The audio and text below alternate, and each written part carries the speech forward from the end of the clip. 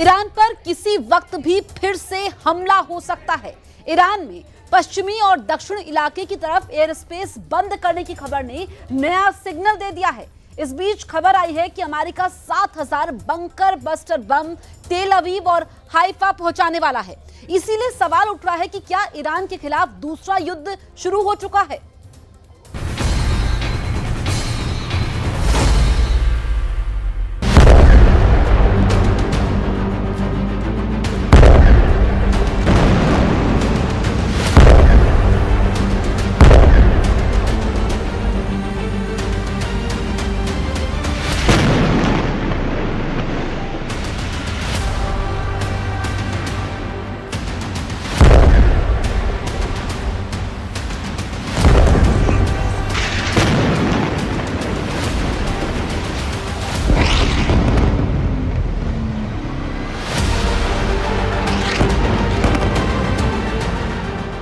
Israel का F-15 fighter jet फिर तैयार किया जा रहा है। इजराइल के बहुत ही सीक्रेट एयरबेस से आई इस वीडियो ने तेहरान से लेकर मॉस्को और बीजिंग से लेकर दुनिया के तमाम हिस्सों में अलर्ट जारी कर दिया है। खबर पक्की बताई जा रही है क्योंकि पश्चिम एशिया में नया खौफ बहुत बड़े सवालों के साथ पैर पसार रहा है।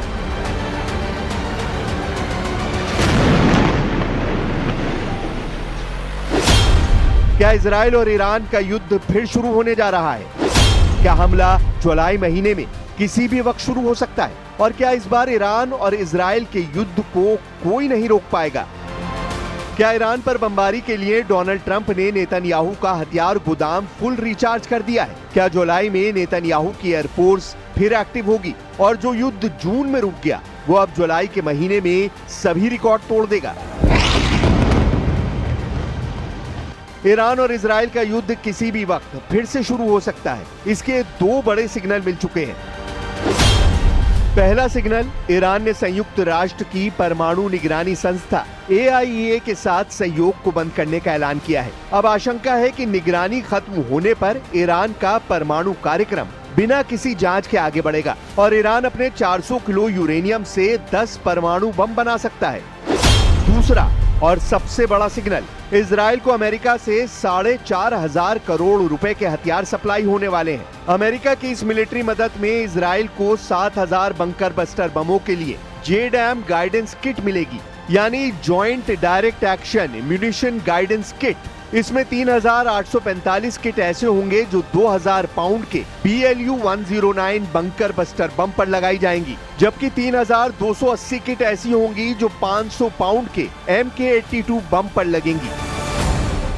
ये ट्रंप को नेतन्याहू को सीज फायर वाला तोहफा बताया जा रहा है क्योंकि युद्ध रुकने के साथ ही अब इजराइल की एयरफोर्स खुद को ऐसे बमों से लगातार लैस करती जा रही है। अमेरिका की डिफेंस सिक्योरिटी कोऑपरेशन एजेंसी को ट्रंप के विदेश मंत्रालय से मंजूरी मिल चुकी है। अब अमेरिकी कांग्रेस की मोहर बाकी है जो नेतन्याहू के नए युद्ध को शुरू करने के लिए नहीं मिलेगी। ऐसे कोई आसार नजर नहीं आ रहे। वैसे भी ट्रंप ने ईरान की न्यूक्लियर साइट पर जब हमला किया तो उसके लिए अमेरिकी कांग्रेस से किसी तरह की मंजूरी नहीं ली गई थी।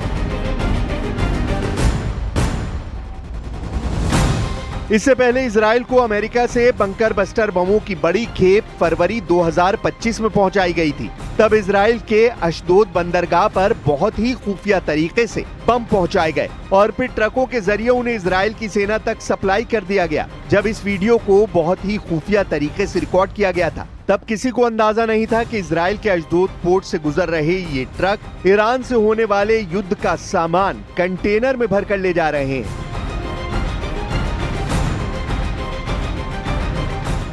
इन कंटेनरों में ऐसे बम लाए गए जिन्हें बंकर बस्टर बम कहा जाता है। ऐसे बम जो गहराई में बने बंकरों को भी तबाह कर देते हैं। अमेरिका अब इजराइल को 7,000 से ज्यादा बंकर बस्टर बम पहुंचाने वाला है। ये बम आसमान के रास्ते भी पहुंचाए जाएंगे और समंदर के रास्ते यानी कार्गो शिप से भी इजराइल को सप्लाई किए जाएंगे। ये एक तरह से इजराइल और अमेरिका के बीच बम हाईवे कायम करेंगे जिसके टारगेट पर ईरान ही नजर आ रहा है। ये डोनाल्ड ट्रंप का नेतन्याहू को बहुत बड़ा और धमाकेदार तोहफा है। डर है कि इस तोहफे के पीछे ईरान से युद्ध का दूसरा राउंड लड़ने की तैयारी कर ली गई है। यही वजह है कि इजराइल की एयरफोर्स फिर से सुपर एक्टिव मोड में है। इजराइल के एयरबेस पर लगातार काम चल रहा है। ये है अमेरिका से सप्लाई किया गया MK-84 बंकर बस्टर बम। इसी बम से इजराइल ने अब तक गजा के कोने कोने को मिट्टी में मिलाया है और ईरान पर भी ऐसे ही बमों से हमले किए गए हैं। लेकिन जुलाई को लेकर ट्रंप और नेतन्याहू की जो तैयारी है वो एक लंबे युद्ध की तरफ इशारा कर रही है। 2000 पाउंड या फिर 900 किलो के इस बम की ताकत क्या है, आप धमाकों को देखकर समझ सकते हैं। जब ये बम गिरता है तो ऐसा धमाका होता है जो पूरी बिल्डिंग को गिरा देता है। ऐसी तस्वीरें पिछले 15 महीनों में गाजा में भी देखी गई और लेबनान की राजधानी बेरूत में भी देखी गई।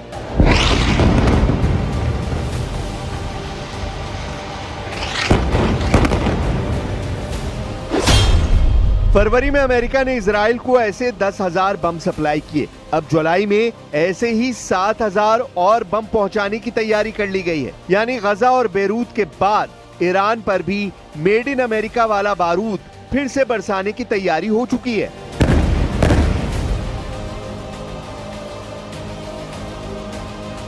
गजा से लेकर बेरूत और तेहरान तक इजराइल एयरफोर्स के विमान और इन्हीं बमों ने सबसे बड़ी तबाही मचाई है।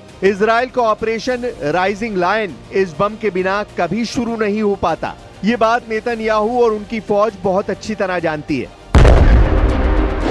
अब सवाल है कि BLU 109 बम और MK-82 या कहें कि मार्क 82 बम क्या ताकत रखते हैं। ये बम कितना बड़ा धमाका करते हैं, इनकी फायर पावर और दुश्मन के टुकड़े टुकड़े करने वाली थ्योरी क्या है। ये ऐसे बम हैं जो विमान से गिराए जाने के बाद अंडरग्राउंड बंकर तक पहुंचते हैं। इससे ऐसा धमाका होता है जिसकी वजह से इन्हें बंकर बस्टर बम कहा जाता है।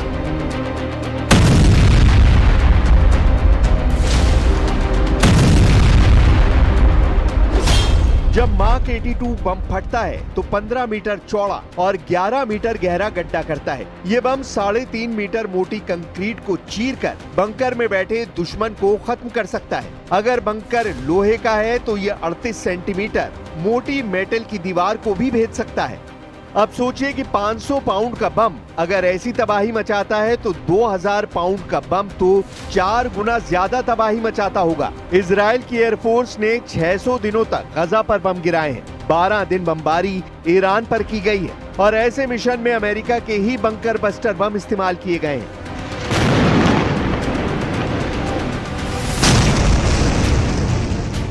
अब ईरान से युद्ध का दूसरा बड़ा सिग्नल तेहरान की सरकार का बहुत बड़ा कदम बताया जा रहा है। ईरान के राष्ट्रपति मसूद पेज़ेश्कियान ने IAEA से रिश्ते तोड़ने का ऐलान किया है। ईरान ने यह फैसला इजराइल और अमेरिका के हमलों को देखते हुए लिया है, क्योंकि ईरान के परमाणु ठिकानों को टारगेट किया गया और ईरान की तरफ से ऐसा फैसला लिया जाएगा, इसकी पूरी उम्मीद थी। قانون تعلیق همکاری با آژانس بین‌المللی انرژی اتمی ابلاغ شد. رئیس جمهور قانون الزام دولت به تعلیق همکاری با آژانس بین‌المللی انرژی اتمی را برای اجرا به دستگاه‌ها و سازمان‌ها ابلاغ کرد. طرح تعلیق همکاری با آژانس هفته گذشته در مجلس شورای اسلامی تصویب و در شورای نگهبان تایید شده بود. ईरान के इसी बड़े फैसले ने अमेरिका और इजराइल को फिर से एक्टिव कर दिया है, क्योंकि IAEA की निगरानी बंद होने का मतलब है ईरान के परमाणु कार्यक्रम पर अब अंतर्राष्ट्रीय निगरानी बंद रहेगी।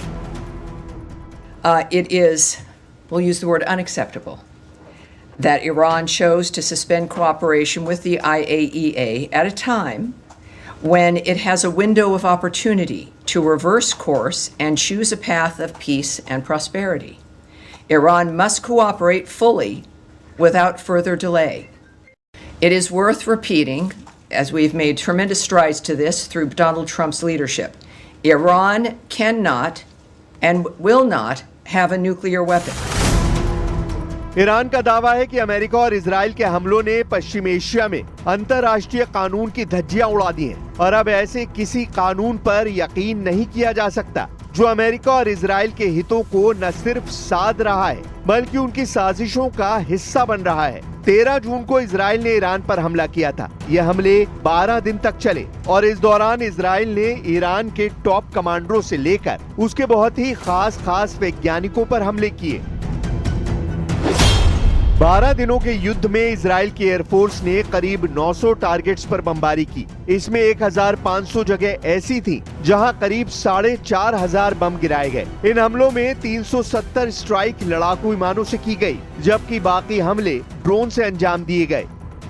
इसमें कोई शक नहीं कि ईरान के आसमान में इजराइल की वायुसेना की पूरी मनमर्जी चली। नेतन्याहू के ऑर्डर पर तेहरान से लेकर तबरीज और इस्फहान से लेकर खुर्रमाबाद तक इजराइल के बंकर बस्टर बमों ने ईरान के हर डिफेंस को चारों खाने चित कर दिया। लेकिन इन 12 दिनों के युद्ध का दूसरा सच ये है कि ईरान की मिसाइलों ने इजराइल के शहरों को बुरी तरह तबाह करके रख दिया।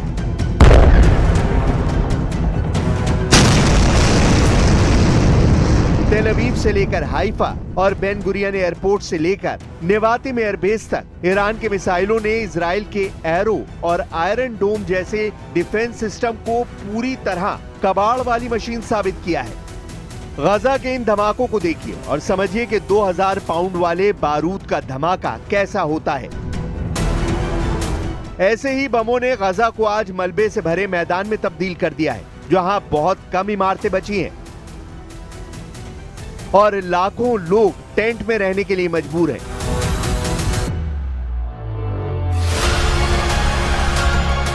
अमेरिका की news agency the associated press की खबर है कि गजा में मदद पहुंचाए जाने के दौरान जो अमेरिकी सुरक्षा कर्मी गजा में मौजूद हैं, वो लोगों पर गोलियां चला रहे हैं।